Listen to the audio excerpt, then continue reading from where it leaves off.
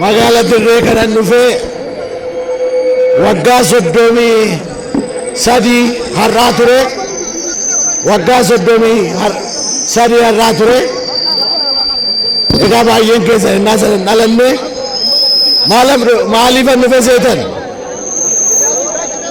ijoolleen Harargee innaa yuunivarsiitii Nugusaatti wajjin barannu cimmaaqiidhaan guddanne nuun jedhu turan biyya cimmaaqiin guddate nama ijoollee isaa ilmoo isaa guddisu laaluun dhufee jechuu kooti waggaa 33 har'aa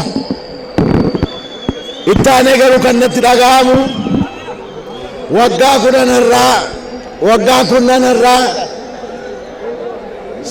asitti walga'ii deemsisuudhaaf dhufne ture waggaa 10 har'aa innaa sana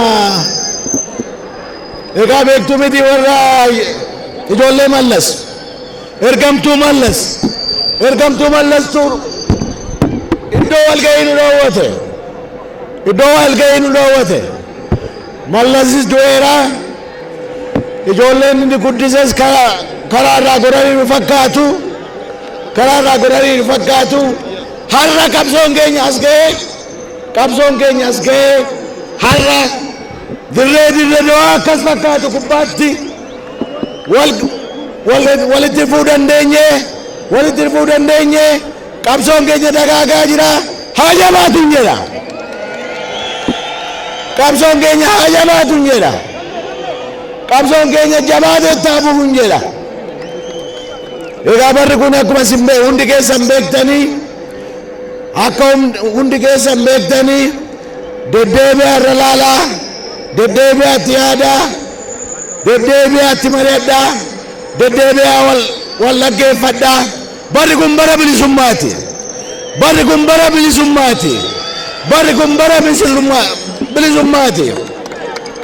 Qabsoon Oromoo innaa dhalatu iddoon itti dhalatee iddoon aarsaa guddaatti kaffalee tokko dachii Harargeeti.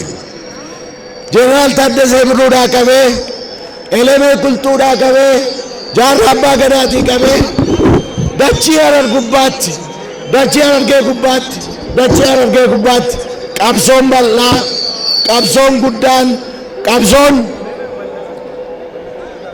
laga ce'uu danda'u gaaf sanaa dachii Harargee gubbaatti, dachii Harargee gubbaatti lafa dhaabbate. Bu'aa bayii baay'ee isaa qabaatu, bu'aa bayii baay'ee isaa qabaatu har'as ga'eera qabsoon kun. Laga ce'uuf fakkaamaa jira. Bilisummaan dhufaa jira. Bilisummaan dhufaa jira. Kanaaf hundi keenya qophaa'uun nurra jira. Karaa keenya maal hojjenne seetan? Karaa keenya tokko filannaa dhugaaf deemnaa. Lama federaalizimii dhugaaf deemnaa. Sadi dimokiraasii dhugaaf deemnaa. Afur gaafa nuti filanne afaan Oromoo afaan biyyaalessaa biyya kanaa ta'a. Gaafa nuti filanne afaan Oromoo afaan biyyaalessaa biyya kanaa ta'a. Shan gaafa nuti filanne daangaan Oromoo Booranaa amma Kamiseetti Cinaakseenii amma Dambidollootti Finfinnee amma Jimmaa Abbaa Jifaar amma Ilubbaa Booraatti daangaan Oromoo hin eegama. Daangaan Oromoo hin eegama. Sabni Oromoo waan buqqa'uuf hin jiru dachiisaa gubbaatti. Inni buqqa'ees biyya isaatti deebi'a. Inni buqqa'ees qe'ee isaatti deebi'a. Inni buqqa'ees dachii isaatti deebi'a. Dachiin Oromoo chichaaroodhaan hin gurguramu. Hattuun dachii Oromoo gurgurtu hin dhaabatti. Dachii Oromoo sabni ofii dachii ofii hin gurguru. Ilmoon Oromoo dachii haadha isaa abbaa isaa hin gurguru. Hin dhaabna. Kana booddee gara dhumaa gubbaatti maal hojjenna jettanii akkuma isiniin jedhee imimmaan saba keenyaa waggaa 50 boo'ame. Imimmaan dargaggoon keenya waggaa 50 boo'aa ture, dhiigaa ture. Barana dhaabachuutu irra jira. Hin dhaabna barana. Sagalee saba keenyaati hin dhaabna. Sabni keenya abbaa filatoo beeke. Abbaa filatuuf hoo sagalee kennuu dandeenye hin dhaabna. Dhaabuudhaan maal hojjenna? Jeneraal Waaqoo Guutuu maal jedhe? Hoo dandeenye sirna kana ofii buqqifnaa, hoo dadhabnee ijoolleetti guddifnaa jedhe. Qeerroo Oromoo guddate as ga'eera. Qeerroo Oromoo guddate as ga'eera. Qeerroo Oromoo chocho'aa jira. Waggaa 500 asitti qeerroon Oromoo humna haaraan alataan haaraa dachii Oromiyaa gubbaatti bookkisaa jira. Kanumaan maal gootu seetan? Hattuu fi hantuuta korojoo irraa eegduu jechuudha. Hattuuf hantuuta korojoo irraa nuu eegduu jechuudha. Sirbitanii galtanii ciiftan jechuudha. Sabni keenya abbaa barbaade akka filatu. Sabni keenya nama isaa hantummaa qabu ilmoosa akka filachuu danda'u hantuutas hattuus korojoo irraa eegduu jechuudha.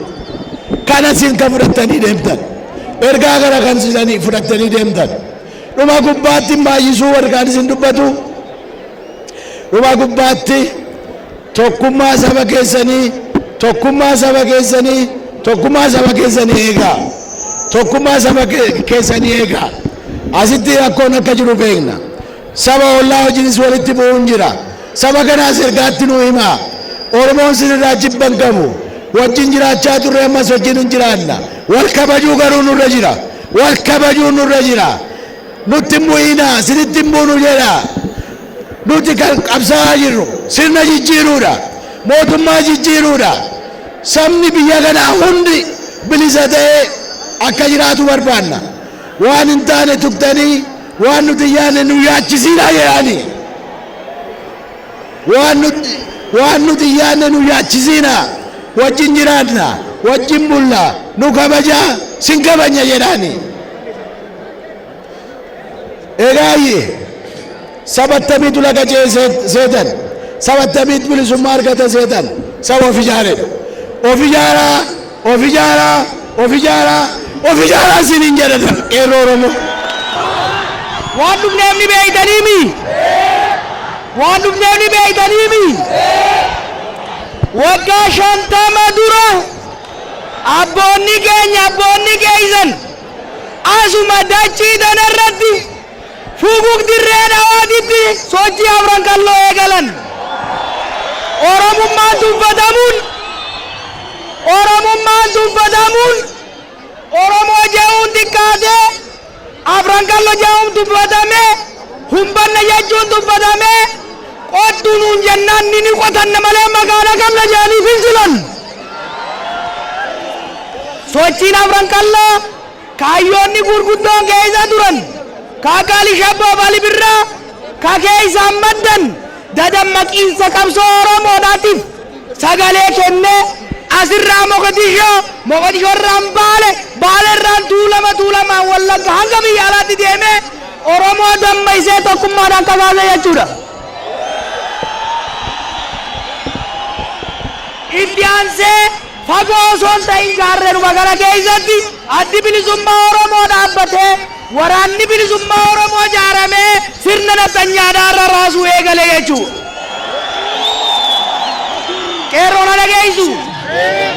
Qeerroon dhageessu seenaa kijibaa isinitti himu ka dhiigaan barreeffame ka gaarreen kun himu malee har'a hoggaa asirra geenyu har'a hoggaa wal geenyee istaadiyeema Wayyaaneef Naftanyaa irra weeraraa turan san keessatti waliin mari'annu bilaashitti as hin geenye itti dukkaana itti muruun taaneeti malee injifannoo dhiigaaf lafee obboleeyyan keenyaatiin arganne tana injifannoo dhiiga ilmaan keenyaatiin obboleeyyan keenyaatiin arganne tana gara fuulduratti ceesisuudhaaf dirree biyya abbaa keenyaati irratti deebifnee guddisuudhaaf dirree biyya itti baqatan malee kan irraa baqatan kan taane gochuudhaaf dirreen mootummaa ifii filatteen malee ka gubbaa filanii poostaraan gadi arganii akkam bulla ta'uu danda'u qabdi jechuudha. Na dhageessuu miti hiyyummaa keessaa ba'uu barbaaddu dirree dhawarratti abbaan uumaa ta'uu barbaaddu dirree dhawarratti shoororkaan akkasiin irraa dhaabattu barbaaddu dirree dhawarratti hidhamuu akka dhaabatu barbaaddu dirree dhawaa akka muddattu barbaaddu nama isinii ta'u nu kennadha filachiifneeti isinii muunna.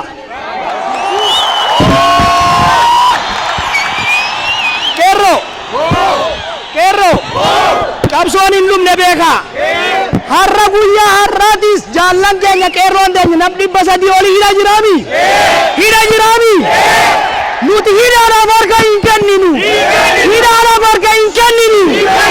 hidhaan qoraasuma dhiiraati malee osoo hidhaan harka nu kennisiiftee dirreetu harka kenna ture harka hin kenninu osoo ajjeechaan harka nu kennisiifteetu osuma yootiitu sagalee keenya cufa sagalee teenya hin cufamtu osoo Oso ajjechaan duuba nu deebiftee dhumaatii qeerroo tanaa teenyaatuuf duuba nu deebise hin deebinu. Mootummaa tanaaf dhaamsa qabna. Bulchiinsa dirree dhawaatiif dhaamsa qabna. Mootummaa federaalaatiif dhaamsa qabna. Qeerroo teenya nu gadhiisa. Qeerroo teenya nu gadhiisa.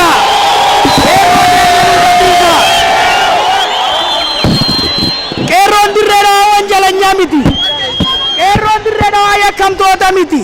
Qeerroon dirree dhawaa bilisoomsite. Qeerroon dirree dhawaa bilisoomsite. Qeerroon dirree dhawaa Itoophiyaa bilisoomsite.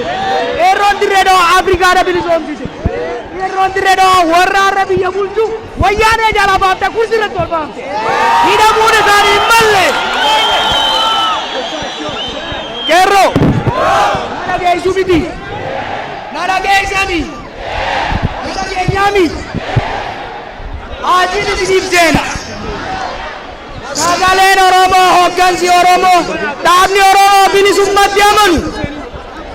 Dhaabni Oromoo uummata Oromootitti amanu. Hooggansi Oromoo dhiiga qabsoo Oromootirraa mayire. Hooggansi Oromoo rakkoo Oromoodhaa beeku. Hooggansi Oromoo rabbi alagaadhaaf hin ergamne. Hin qoqqoodamu. Hin qoqqoodamu.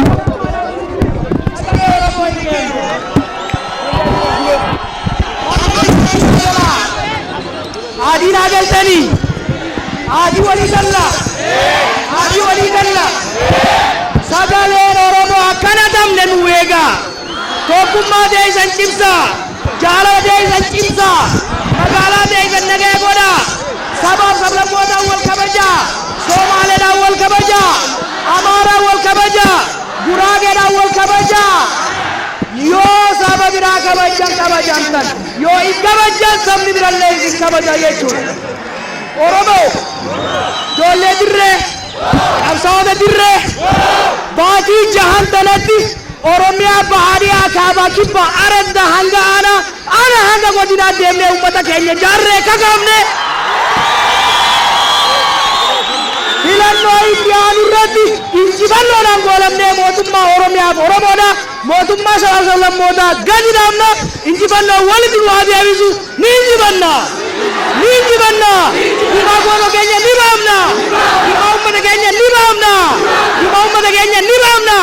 Mootummaa Oromoo gadi dhaabna. Mootummaa Oromiyaa gadi dhaabna.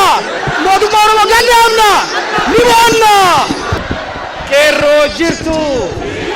Qarree jirtu. Jirtu. Ilmaan afran kalloo jirtu. Gootota dirree jirtu. Jirtu.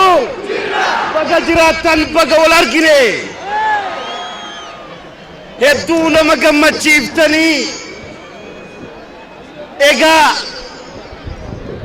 ummata jaalalaa kana dura yoo dhaabbatan haasattuu namarraa bada. Hedduu isin jaalanna. Hedduu isiniif bolola turre. Hedduu qabsoo isin hadhaa geggeessaa turtaniif iyyaa turre. Baga wal argine dachee dirree dhawaa irratti. Hayyoonni kenna itti gaafatamtoonni KFO dachee kana gubbaa akkan dhaabbadhee uummata kiyya kana arguuf carraanaa kennaniif meenaa galatoonfadhaa. Qeerroo kenna. Qeerroo kalees rasaasa alagaa dura dabbee keessan kennitanii wanniifin dhaabbattanii wanti isin tuutaniif wanti isin hidhamtaniif kaayyoodhaafini. Kaayyoo Elemoo Qilxuu, kaayyoo Jaarraa Abbaa Gadaa, kaayyoo Bakar Waaree, kaayyoo Jeneraal Taaddasaa Birruu, kaayyoo Jeneraal Waaqoo Guutuu, kaayyoo Leenjisoo Diigaa galmaan ga'uu qabnaani. Kaayyoon isaanii maal ture? Biyya abbaa isaanii ijaaru tureeni. Biyya ijaarachuu barbaannanii. Biyyi isin barbaaddan sun ammallee karaa gubbaa jirte hin dhufnee beekaa. Oromiyaan harka ilmaan Oromootiin buluu qabdiini. Fedhiin keessan saniini. Ilmaan teenya har'a hidha keessa jirtu kaayyoo fidanteeni. Kaayyoon isaanii biyya hayyoonni gootonni itti dhuman ijaarachuudha waan ta'eef filannoon bara kanaa dhufaa jira. Baga gammaddan isin jechuu barbaada. Gootonni kaleessa isiniif jecha hidha keessa dararaman har'a kunoo ganda keessan dhufan ka kaleessa biyya alaarraa qabsoo addooftuu kan geggeessaa turan har'a san keessa dhufan biyya ijaaruu barbaadan biyya immoo qofa isaan ijaaruutti hin danda'an isin wajjin ijaaran isaan wajjin dhaabbachuuf qophiidha. Mee qophii keessan nu agarsiisa. Ammaan booda ilmaan Oromoo irratti ilmaan Harargee irratti xalayaadhaan namni gubbaa dhufuu hin qabu. Gubbaarraa xalayaan ammaan booda Harargee bulchuun hin danda'amu. Isin buqqisuudhaan isin ajjeesuudhaan ammaan booda dura deemuun hin danda'amu. Mootummaa keessan ijaarattan harka keessaniin ijaarattan korojoo keessan eeggadhaa. Hattuurraa eeggadhaa. Ammaan booda filannoo hatuun moo hin danda'ama. Nu ajjeesuudhaan nu hidhuun moo hin danda'ama. Maarree warra biyya bulchuudhaan dhaamsa dhaaman seenaa hojjadhaa sanii jennu seenaan isin hojjattan filannoo haqaa geggeessaa ummataaf mootummaa dabarsaa kenna jennaan akkasiini filannoo haqaa akka isaan geggeessanuuf dhaamnas. Egaa ummata keenya hedduu isin jaalanna biyya keessan dhaabbileen siyaasaa Oromoo tokkummaan deemaa jiran tokkummaa keessan eegaa sabaaf lammii isin keessa jiru tiksaa way sabaaf sablammii irraa jibba qabdu. Harargeen biyya jaalalaati unkura adda addaa uumuu malu eeggadhaa alagaan fagoo hin dhufu eeggadhaa biyya keessan isanii ijaaradhaa isanii jenna. Horaa bulaa deebanaa barri kan milkii kan injifannoo nuuf haa ta'u.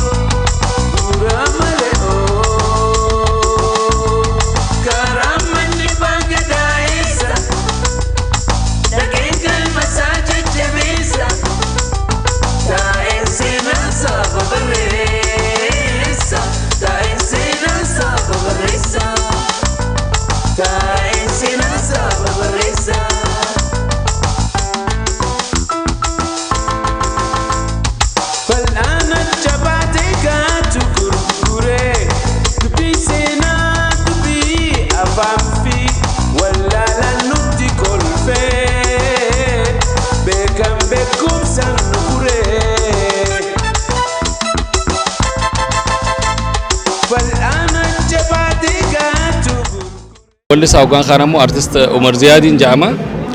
Jiraatumaa fi dhalataa magaalaa Dirree Dhawaa. Hoggaan kaan ammoo magaalaa guddittii handhuura afran qalloo tan taate tana. Harragaa wanni asitti waliin nu qabe gammachuu hayyuu keenya akkasumatti xinxilaa siyaasaa abbaa qeeroodhaa kan ta'e obbo Jawaar Mohammad dhufiinsa isaatii wajjiniin wal qabateeti asitti affeeramnee dhufuu dandeenye. Gammachuu gurguddootu na dhagayamaan. Gammachuu irraa haalaan gammachuu irraatti haalaan nu dhagaamti. Gammachuu irraa haalaan nu dhagaamti. Oromoon tokkummaadhaan mootummaan tokkummaadhaan Oromoon eeti malee yoo karaa harkifne mootummaan teenya sun hin taatu. Yommuu tokkummaadhaan deemne mootummaan teenya numa ceesifne arraan tana hedduu gammachuu nu dhagahamte. Gammachuu arraa waan wasana hin qabne gammachuu bilisummaatiitu nu dhagahama. Mircaa gartee as deemu kana tokko taane Oromoon baadiyyaa fi magaalaan tokko taane Oromoon baadiyyaa fi magaalaa fi baddaan tokko taane akka gartee mircaa kana harka tokko taane ceesifnu. Tanaan gartee isinii dabarsa. Alindirree dhawaa qarree fi qarroon haawwan abboowwan arra asirratti carraa kana harkannee walgayii tana dhufuudhaaf hedduudhaan gammadee jechuudha. Har'aan tana waan addunyaa tanarratti takkaan harkiniin na dhagayamu jira. Garuu hunka dhufeen qarroowwan keenya dheebuu malee osoo dheebochuu jiranuu osoo beela'uu jiranii haati bishaan tinkannatiin haati midhaan tinkannatiin ilmootiyya osoo jettee alatti gatee gujjirtu reefka isaanii lafarra shorroqee sirni gabroonfataan ilmaan keenya kudha lama qara'u sagal qara'u saddeet qara'u afaanii qabanii ugguranii kaan mana hidhaa keessatti kaan mana tamaariitti qara'uun wallaalchisanii ta nyaannu kutachuu wallaallee ta dalaganne fudhachuu wallaallee dhiiga isaanii haganna qamii har'aan tana ifa kana nuuf fide na fakkaatti. Har'aan tana hedduun gammadee rabbi jannataa naa qananiisu qulfii jannataa harkaa kaayu.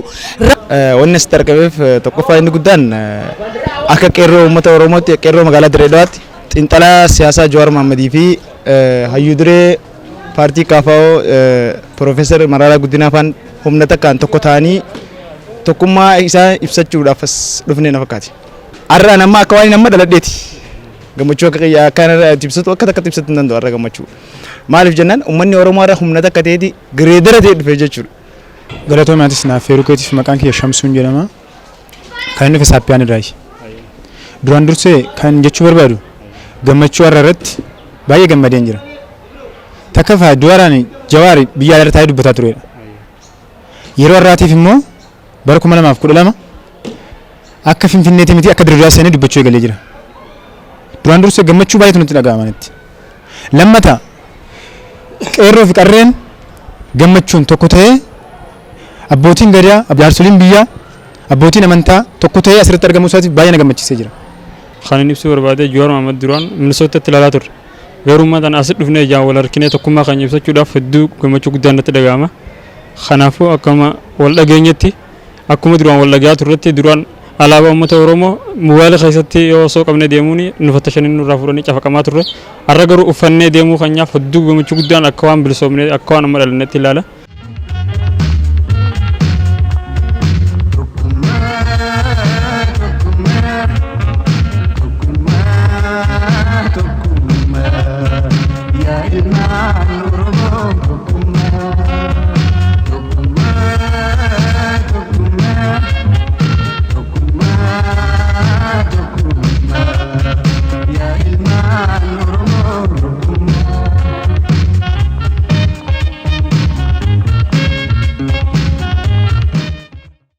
Dirreen Dhawaa tun magaalaa guddittii afran qalloo taatellee roorroo fi gabrummaa adda addaa jalatti argamti.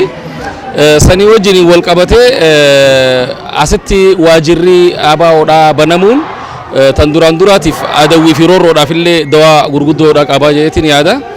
Akkasumatti magaalaan teenya tun yeroo hedduu deddeebitee roorroo ilmaan ambaatiin roorrifamuu magaaluma teenya irratti biyyuma teenya irratti nagayaan jiraachuu dadhabuu wajjin wal qabatee ilmaan Oromoodhaa akkanatti obboleessa isaanii hangafa siyaasaa kan ta'e simachuudhaaf asitti akkanatti walitti qabamanii haawwanii fi abbootiin akkasumatti shamarranii fi dargaggoon asitti argamu kun roorroo fi akkasumatti ija ilmaan abbaatiif illee hedduu barbaachisaadha. Waan hedduu fuulduraaf ammoo ergaa guddaadha qaba jeetiin yaadaan. Rakkoo gartee gaa ammaan dura gartee gaa cubbuu gartee Dirree Dhawaa keessatti immoo nurra deemuu turte. Keessaa gartee uummata Oromoo irratti rakkoon gartee hidhaa fi ajjeefamuu gartee waa hedduu nurra deemuu ture. Akka rakkoo tana gartee gaa saba keenya bal'aa kana keessatti dhimma keenya kana nuu dabarsan barbaanna. Rabbiin tanuti itti jiru tanaas qabrii keessatti gootota keenya kadhume cufaaf ilmaan Oromoo cufa haati tokko qabdu haati itti lafaatee qoraan gurgurtee guddifte cufaaf jannata Rabbii haa kennuufi waan nuti itti jiru tanaas Rabbiin qabrii keessatti haa agarsiisu biyyeen isaan hin tuqin isaan sa'aa 24 jannata keessa haa jiraatani hedduudhaan gammadee bikkaan jiruun beeku qabsootti jiru tana itti jirra Rabbi fiinxanuu haa baasu. itti nu tarkaanfachiisu sa'aa nu dorrobe kana kadhalu nu agodu ta'alaa tana tanyaatu nu agodu walii nu agalchu alaa nu agalchu wal jala nu ayaasu aannan sa'aa tokkoo nu obaasu hagamaa gamana deemu cufa harqoota tokko keessa rabbi nu deebisuun jedhan gama kiyyaanii ammallee akkasumatti Oromoon qarreen teenya qeyroon teenya haawwan keenya hangamma duraatis uleen isaanii humaan hungoon karabbiin itti faradii harka isaanii du'ees rabbi jannataa naa qananiisu tokkummaa keenya kana ibsachuudhaaf nutillee maal jechuu qabna amma booda jabeessuu qabna tokkummaa keenya sabaa Solomootas keessa jiru wajjin tokko taanee obboleeyyan taanee itti fufuu qabnan jaa Kun tokkummaa cimaadha.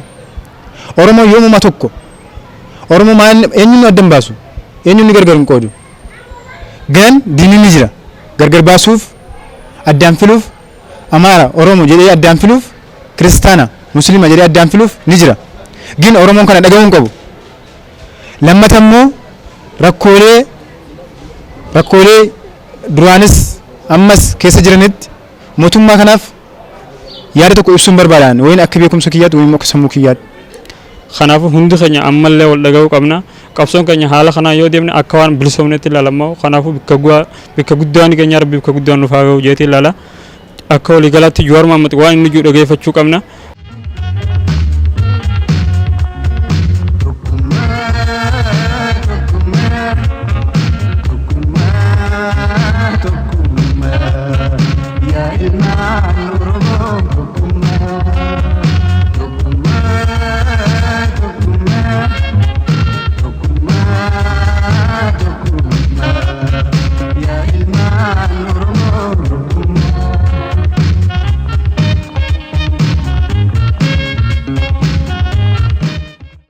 Oromoon tokkummaa si cimsachuu jabeeffachuu qabdi akkasumatti wallaalaan beekaa jala deemuu qaba wallaalaan illee akkasumatti beekaa irraa waa baruu qaba wal kabajuun jiraachuu qabdi tokkummaadhaan ilmi namaa kun wal jala deemuu qaba yoo tokkoomne qofa taayiba baanu yoo tokkoomne qofa kan mootummaa tanallee hoggaan kan bilisummaa teenya kan cimsannee fuulduratti umrii dheereessuu dandeenyu.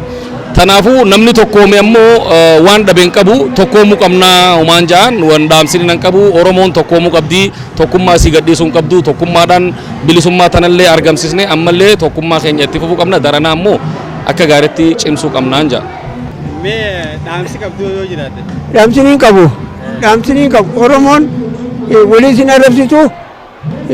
sin arrabsitu tokkummaadhaan wal faarsaa tokkummaadhaan mootummaa kana yoo ceesifte bichaadha Oromoon dhaamsini asii qabu tokkummaa keenya cimsinee mootummaa keenya galmaan ceesifne jechuudha tokkummaadhaan. Ni godhuu qabnu nama jibbina nama jaaladha isaan nu waajibbani nuti jaalachuu qabna nuti yaammachuu qabna an takkaa gammachuun akkana gammadee takkaa addunyaa tanarratti arkeen beeku kiiloo meeqaan furdadhee jira kiiloo meeqaan ida'amee jira yaa Oromoo qaali yaa Oromoo akka gaara tatti hirkatan nama jalaan jiine ta dura dhaabbatan fuula namatti hin jijjiire ta'ii fi lafa bultee siree gubbaa sira fiiftu ta'ii fi bishaanii fi midhaan waan nyaattu deemaa dhadhaas nyaachiftu galatoomaan ja'anii umrii barakaa qabdu isin yaa kannu ilmaan Oromoo tan maduraa hiree amma duraa rabbiin itti nizaabin umrii maduraa jechuudha.